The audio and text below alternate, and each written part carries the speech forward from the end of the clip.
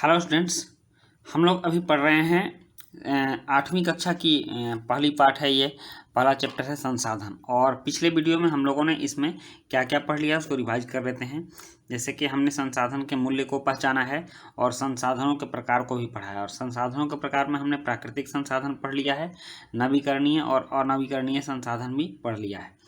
अब हमें देखना है मानव निर्मित संसाधन। तो चलिए शुरू करते हैं आज के वीडियो से मानव निर्मित संसाधन। और ये दूसरा पार्ट है, ठीक, इस चैप्टर का। और मैं कोशिश करूँगा इसी पार्ट में इस चैप्टर को समाप्त कर देने का। तो चलिए हम देखते हैं मानव निर्मित संसाधन। कभी कभी प्राकृतिक संसाधन तब संसाधन बन पाते हैं जब उनका मूल रूप बदल दिया जाता है। जैसे लौह अयस्क उस समय तक संसाधन नहीं था जब तक लोगों ने उससे लोहा बनाना नहीं सीखा था। मतलब लौह अयस्क संसाधन कब बनेगा? जब हमारे उपयोग में आएगा तब। और उपयोग में कब आएगा? जब उसको हम लोहा बनाएंगे या अपने लायक कोई चीज़ बनाएंगे तब उपयोग में आएगा। तो जब मेरे उपयोग में आएगा तो वो संसाधन बनेगा। अब कह रहा है कि लोग प्राकृतिक संसाधनों का उपयोग पुल, सड़क, मशीन और वाहन बनाने में करते हैं जो मानव निर्मित संसाधनों के नाम से जाने जाते हैं। प्राकृतिक संसाधनों का ही रूप बदल करके लोग अपना उपयोग करते हैं। जैसे पुल बनाते हैं, सड़क बनाते हैं, मशीन बनाते हैं, वाहन बनाते हैं। और ये सब बनाता कौन है? तो ये सब मानव बनाते हैं, इसलिए मानव निर्मित संसाधन इनको कहे जाते हैं। प्रौद्योगिकी भी एक मानव निर्मित संसाधन है। प्रौद्योगिकी जिसको हम लोग टेक्निक बोलते हैं, और ये भी मानव निर्मित संसाधन है क्योंकि मानवों ने ही बनाया है कि कैसे उससे हम उपयोग करेंगे, क्या करेंगे। अब है इसीलिए हम जैसे लोग प्राकृतिक संसाधनों का उपयोग करके मानव निर्मित संसाधन बनाते हैं। और मोना ने समझाते हुए कहा, हाँ राजू, समझाते हुए कहा और राजू ने हाँ में स्वीकृति दिया। अब देखिए मानव निर्मित संसाधन क्या होता है।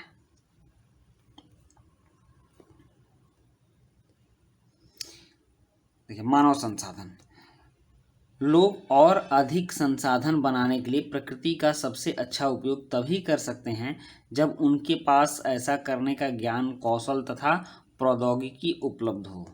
देखिए वो तभी होगा जब उनके पास प्रौद्योगिकी होगा, टेक्निक होगा, ठीक। इसलिए मनुष्य एक विशिष्ट प्रकार का संसाधन है, अतः लोग मानव संसाधन हैं।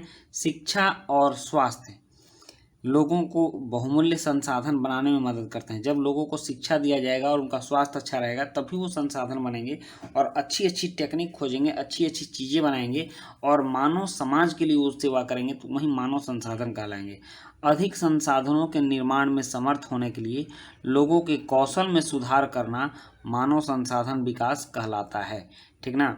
जैसे कि इसके कहने का मतलब ये हुआ कि अधिक संसाधनों में निर्माण में समर्थ, मतलब वो तभी अधिक संसाधनों का निर्माण में समर्थ होंगे जब खुद मानव का विकास होगा। तो मानव का विकास ही, उनके कौशल का विकास, उनके स्किल का डेवलपमेंट मानव संसाधन विकास कहलाता है। चलिए इस पर आधारित कुछ बातें हैं उसको भी हम समझ लेते हैं।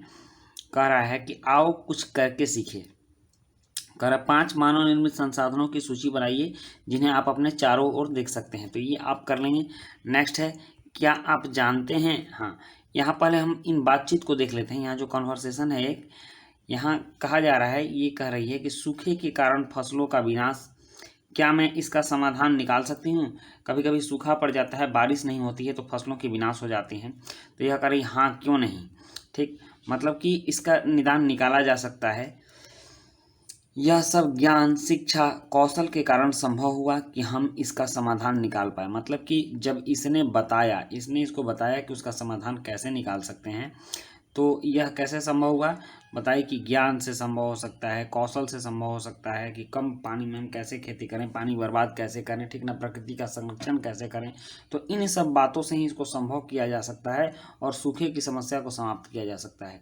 यहाँ एक और बात है, कह रहा है क्या आप जानते हैं मानव संसाधन से तात्पर्य लोगों की संख्या, योग्यता, मानसिक तथा शारीरिक से है। मानव संसाधन में मानसिक योग्यता भी अच्छी होनी चाहिए मानवों की, और शारीरिक योग्यता भी अच्छी होनी चाहिए। यद्यपि मानव को संसाधन मानने के संदर्भ में लोगों में मतभेद है। बहुत सारे लोग ऐसा हैं जो कि मानते हैं कि मानव संसाधन है, और बहुत सारे लोग ऐसे भी हैं जो मानते हैं कि मानव संसाधन नहीं है। इतना होते हुए भी इस तथ्य से इनकार नहीं किया जा सकता कि मूलतः मनुष्य की कुशलताएं ही भौतिक पदार्थों को मूल्यवान संसाधन बनाने में सहायता करती है। जब मानव कुशल होगा, मानव जब बनाने में सक्षम होगा, तभी जो है सो भौतिक पदार्थों को मूल्यवान बना सकता है। आज कंप्यूटर बन रहा है तो वो कैसे बन रहा है? क्योंकि मानव उसको बनाना सीख गया है। आज से 25 साल पहले हमारे यहाँ कंप्यूटर न्यून थे, बहुत कम थे, नहीं की अवस्था में थे। तो उस समय इस तरह की बातें नहीं थी, इतना डेवलप नहीं था। तो ये सब संसाधन तभी संभव हो सकेगा जब हम मानव संसाधन को अच्छा बनाएंगे। चलिए नेक्स्ट देखते हैं हम। अब कह रहा है संसाधन संरक्षण। संसाधन तो हो गया, लेकिन संसाधन का संरक्षण भी जरूरी है। कह रहा है मोना ने एक बुरा स्वप्न देखा। उसने देखा कि पृथ्वी पर सारा जल सूख गया है और सारे पेड़ कट गए हैं। वहाँ पर न तो छाया ही थी, न कुछ खाने पीने के लिए था। लोग परेशान हो रहे थे और चारों तरफ भोजन छाया की तलाश में निराश घूम रहे थे। उसने अपनी माँ को अपने सपने में के बारे में बताया। उसने पूछा, अम्मा क्या यह सच में हो सकता है? तो हाँ, अम्मा ने उत्तर दिया कि हाँ, ये हो सकता है कि मानो सारे पेड़ कट जाएं, सारा जल सूख जाए, ठीक ना, और चारों तरफ सूखा ही सूखा पड़ जाए। तो हाँ, अम्मा ने उत्तर दिया।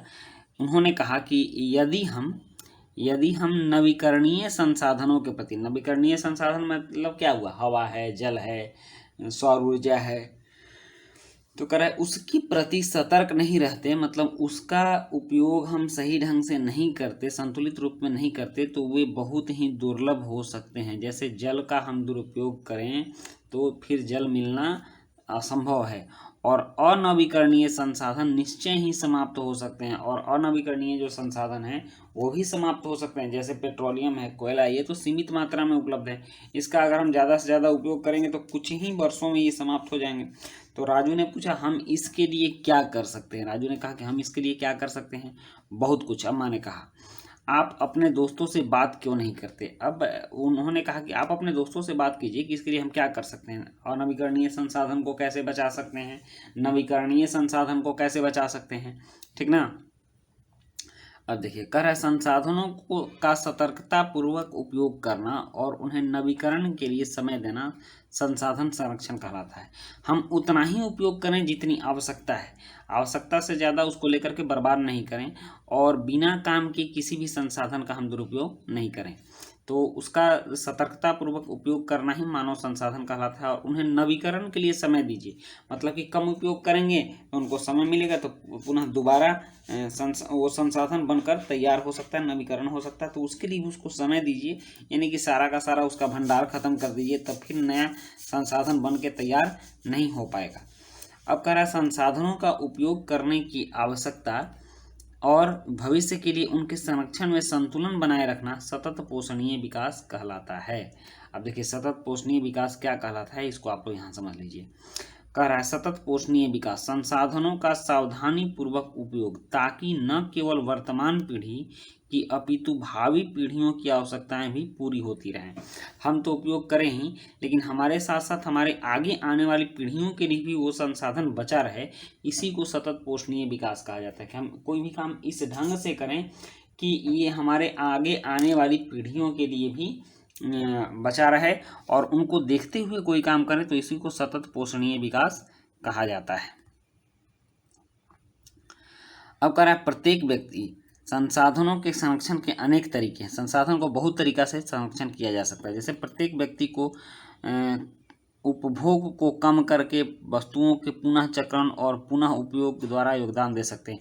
अपनी अपनी आवश्यकताओं को, जो आवश्यकताएं कि हमारी संसाधनों के लिए हैं, प्राकृतिक संसाधन, मानव निर्मित संसाधन, उस सब की आवश्यकताओं को थोड़ा थोड़ा अगर कम करें तो हम ऐसा कर सकते हैं, संसाधनों का संरक्षण कर सकते हैं। अंततः यह एक विभिन्नता बनाता है, क्योंकि सभी जीवन एक दूसरे से जुड़े हैं। इस सृष्टि में जितनी भी जिंदगियां हैं, जितने भी जीव जंतु हैं, सब एक दूसरे से जुड़े हुए हैं, सब एक दूसरे के पूरक हैं। तो उस शाम बच्चों और उनके मित्रों ने पुराने समाचार पत्रों, व्यर्थ वस्त्रों और बांस की डंडियों से लिफाफे और खरीदारी के लिए थैले बनाए। ठीक, इससे क्या होगा कि जब पुराने से हम बनाएंगे तो नया कुछ लेने से बच जाएंगे, तो कुछ संसाधन बचेगा। मोना ने कहा, हम इन वस्तुओं में से कुछ वस्तुएं उन परिवारों को देंगे जिन्हें हम जानते हैं। और मुस्तफ़ा ने कहा, अपने संसाधनों को बचाना और अपनी पृथ्वी को सजीव रखने का यह बहुत अच्छा कार्य है, क्योंकि पुराने सामान को उपयोग करके हम अपने संसाधन को बचा सकते हैं। जेसी ने कहा, मैं बहुत ही सतर्क रहूंगी कि कागज़ व्यर्थ न हो। उसने स्पष्ट किया कि कागज़ बनाने के लिए बहुत से पेड़ों को काट दिया जाता है, इसलिए उसी कागज़ का बार बार उपयोग करके हम लोग नेक्स्ट कागज़ को बचा सकते हैं। अब कह रहा है कि मैं ध्यान रखूंगा कि मेरे घर में विद्युत व्यर्थ ना हो। मुस्तफ़ा ने जोर से कहा, विद्युत जल और कोयले से मिलती है। मैं विश्वास दिलाती हूँ कि घर में जल बेकार नहीं होगा। जल की एक एक बूंद मूल्यवान है। आप लोग सीखिएगा इससे। ये संसाधन के संरक्षण के बारे में कुछ बात कर रहे हैं। आशा ने कहा, तो बच्चों ने कहा, हम सब मिलकर अंतर ला सकते हैं। यह कुछ कार्य मोना, राजू और उनके मित्रों ने किया है। क्या आपका क्या विचार है? आप संसाधन संरक्षण में कैसे मदद करने जा रहे हैं? ठीक ना, आप भी कुछ बचाइए और संसाधन संरक्षण में मदद कीजिए। करें हमारी पृथ्वी और इस पर निवास करने वाले लोगों का भविष्य पेड़ पौधों और पारितंत्र आप समझते हैं, हमारे आसपास के जितने भी तंत्र हैं उसको पारितंत्र कहते हैं। हमारे चारों ओर का तंत्र पर्यावरण से जुड़ा हुआ है और पारितंत्र की सुरक्षा और संरक्षण से जुड़ा हुआ है। मतलब कि हमारी पृथ्वी पर निवास करने वाले लोगों का भविष्य हम जब अपने पारितंत्र को, पेड़ पौधों और उसके अगल बगल रहने वाले जीव जंतुओं को बचा कर रखेंगे, तभी हमारा भविष्य भी अच्छा होगा। अब यह सुनिश्चित करना हमारा कर्तव्य हो जाता है कि सभी नवीकरणीय संसाधनों के उपयोग सतत पोषणीय हैं। पृथ्वी पर जीवन की विविधता संरक्षित की जाए और प्राकृतिक पर्यावरणीय तंत्र की हानि को कम से कम किया जाए। मतलब पृथ्वी पर जितने भी जीवन हैं, सभी जीवन किसी न किसी उद्देश्य की पूर्ति के लिए हैं, इसलिए जीवों की रक्षा की जाए, वृक्षों की रक्षा की जाए, पानी उपयोग कम किया जाए, ठीक ना, और प्राकृतिक पर्यावरणीय तंत्र को कम से कम हानि पहुंचाया जाए। अब यहाँ सतत पोषणीय विकास के कुछ सिद्धांत, तो इस सिद्धांत को हम समझ लेते हैं। कह रहा है कि जीवन के सभी रूपों का आदर और देखभाल, मतलब जितने भी जीव जंतु हैं सबका आदर कीजिए, सबका देखभाल कीजिए। मानव जीवन की गुणवत्ता को बढ़ाना, मतलब मानव संसाधन जो है इसमें एक स्किल डेवलपमेंट, कौशल को बढ़ाना। जितना ही इसका कौशल बढ़ेगा उतना ही अच्छा काम होगा और उतने ही अच्छे ढंग से पर्यावरण संरक्षण भी होगा। और पृथ्वी की जीवन शक्ति और विविधता का संरक्षण करना, प्राकृतिक संसाधनों के ह्रास को कम से कम करना, पर्यावरण के प्रति व्यक्तिगत व्यवहार और अभ्यास में परिवर्तन, और समुदायों को अपने पर्यावरण की देखभाल करने योग्य बनाना और उनको समझाना भी। ठीक, तो बच्चों इस तरह से आपका ये संसाधन चैप्टर समाप्त हुआ और नेक्स्ट वीडियो में हम लोग इसके प्रश्न उत्तर को करेंगे। तो फिर मिलते हैं हम लोग नेक्स्ट वीडियो में, तब तक के लिए गुड बाय।